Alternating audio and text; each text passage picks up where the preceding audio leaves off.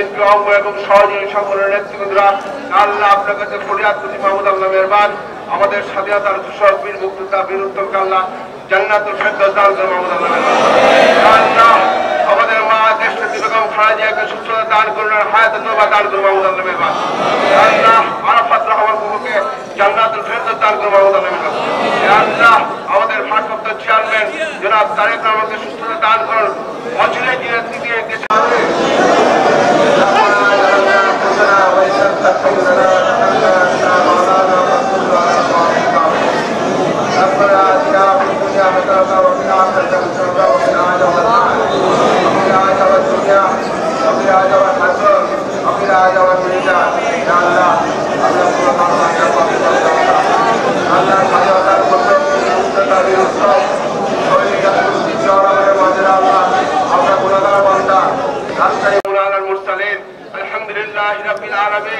আমিন সুম্মা আমিন লা ইলাহা ইল্লাল্লাহ মুহাম্মাদুর রাসূলুল্লাহ। নবনির্বাচিত পূর্ণাঙ্গ কমিটির নেতৃবৃন্দ, মহান স্বাধীনতার ঘোষক শহীদ রাষ্ট্রপতি জিয়াউর রহমানের মাজারে পুষ্পার্ঘ্য অর্পণ এবং ফাতেহা পাঠ করেছি। ফাতেহা পাঠ শেষে সেখানে মহানগরের নেতৃবৃন্দকে নিয়ে শপথ অনুষ্ঠান পরিচালিত হয়েছে। এখন আপনাদের সামনে দুটি কথা বলার জন্য দাঁড়িয়েছি। রাজশাহী মহানগর অত্যন্ত ঐতিহ্যবাহী একটি এলাকা, একটি মহানগর। এখানে দেশের বিশিষ্ট রাজনীতিবিদগণ এই মহানগর কমিটিতে তারা নেতৃত্ব দিয়েছেন। প্রথম প্রতিষ্ঠাতা সভাপতি ছিলেন বিএনপির জাতীয় স্থায়ী কমিটির সদস্য সাবেক ডাকসুর ভিপি অধ্যাপক একরামুল হক। এই ধারাবাহিকতায় পরবর্তীতে রাজশাহীর মেয়র জনাব মিজানুর রহমান মিনু সহ আজকে নতুন কমিটি মামুনুর রশিদ এবং রিটন মাহফুজুর রহমান রিটন সভাপতি সাধারণ সম্পাদক নতুন কমিটি আজকে এখানে পুষ্পার্ঘ্য অর্পণ করেছেন। বন্ধুরা আমার, রাজশাহী মহানগর নবনির্বাচিত কমিটি রাজশাহীতে বিভিন্ন আন্দোলন সংগ্রামের মধ্যে দিয়ে এই নতুন নেতৃত্ব তারা নির্বাচিত হয়েছেন। এদের সাথে আরও যে সমস্ত নেতৃবৃন্দ আছেন প্রত্যেকেই অত্যন্ত যোগ্য এবং যারা এক সময় রাজশাহীতে বিশেষ করে এরশাদ বিরোধী আন্দোলন থেকে ফ্যাসিবাদ বিরোধী আন্দোলনের প্রতিটা কর্মসূচিতে অত্যন্ত দক্ষতার সাথে সাহসিকতার সাথে তারা অংশগ্রহণ করেছেন। কেউ রাজশাহী একটি শিক্ষানগরী, এই নগরীর বিভিন্ন শিক্ষা প্রতিষ্ঠানে অনেকে নির্বাচিত সাধারণ ছাত্রদের নির্বাচিত ভিপিজিএস ছিলেন। এই নেতৃবৃন্দরাও এই কমিটির মধ্যে রয়েছেন।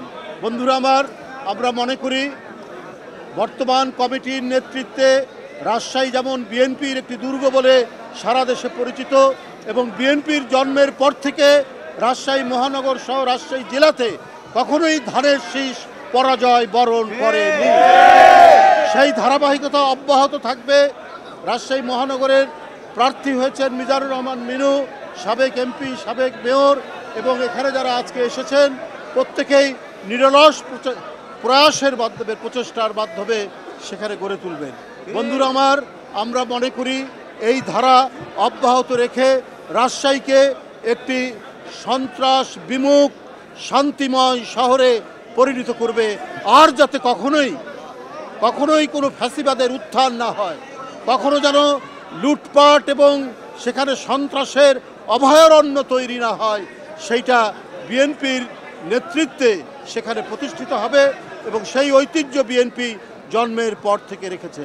আমরা আজকে দেখছেন, হ্যাঁ, রাষ্ট্রীয়ভাবে গুম খুন নেই, রাষ্ট্রের সাথে জড়িত নয়, কিন্তু সমাজে সন্ত্রাসীরা তারা দাপিয়ে বেড়াচ্ছে। সমাজের মধ্যে বিভিন্ন ক্ষেত্রে গুম খুনের সংখ্যা বাড়ছে। এই যে যুবদল নেতা কিবরিয়াকে মিরপুরে হত্যা করা হলো, কেন হচ্ছে? তাহলে আজকে যারা খুনি, আজকে যারা সমাজ বিরোধী, আজকে যারা সন্ত্রাসী, এদেরকে দমন করার জন্য সরকারের তেমন একটা প্রচেষ্টা বা উদ্যোগ নেই। আমি আগেও বলেছি, সরকারের দিক থেকে হয়তো হচ্ছে না, যেমন শেখ হাসিনার আমলে হয়েছে। শেখ হাসিনার নির্দেশে গুম খুন বিচার বহির্ভূত হত্যা সেটা হচ্ছে না, কিন্তু আজকে সমাজ বিরোধীরা সন্ত্রাসীরা জনপদের পর জনপদ বিভিন্ন জায়গায় আজকে অবস্থান নিয়েছে বলেই আবারও বিএনপির নেতাকর্মীরা হত্যাকাণ্ডের শিকার হচ্ছেন, তারা নিহত হচ্ছেন। এইটা হতে পারে না।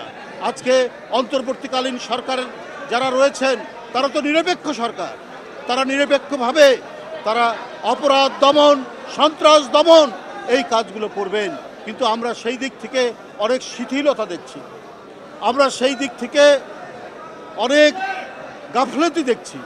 এইটা তো হতে পারে না।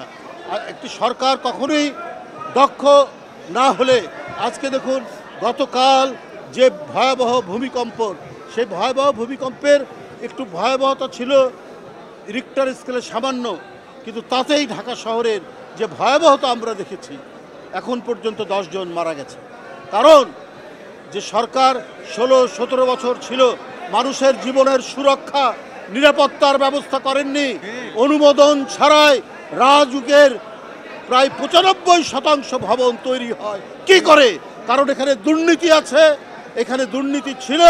এইখানে যারা আপনার সেই 15-16 বছর ক্ষমতাসীন ছিলেন তারা আপনার এই সমস্ত অনুমোদন ছাড়াই এই ভবনগুলি তৈরি করেছে।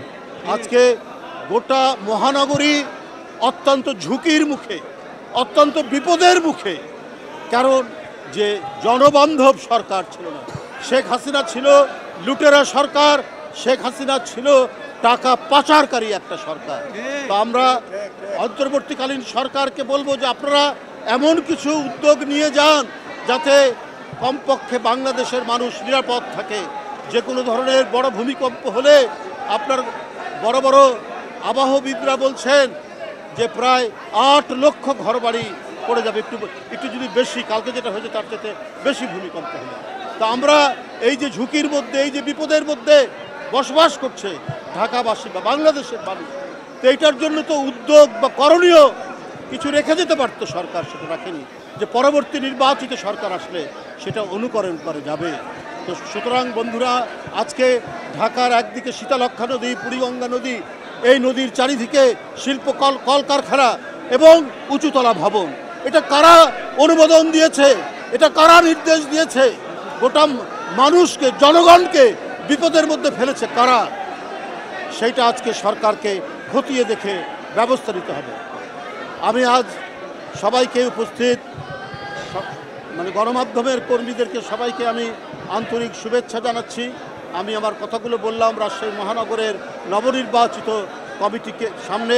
আমি এই নবনির্বাচিত কমিটিকে আন্তরিক শুভেচ্ছা জানিয়ে আমি আমার বক্তব্য শেষ করছি। আমরা দেখছি যে সংস্কারের পর বিচার কাজ দৃশ্যমান, নির্বাচন নিয়ে আর কোনো শঙ্কা দেখছেন কিনা? আমরা মনে করি কবে নাগাদ দেশে ফিরতে পারেন?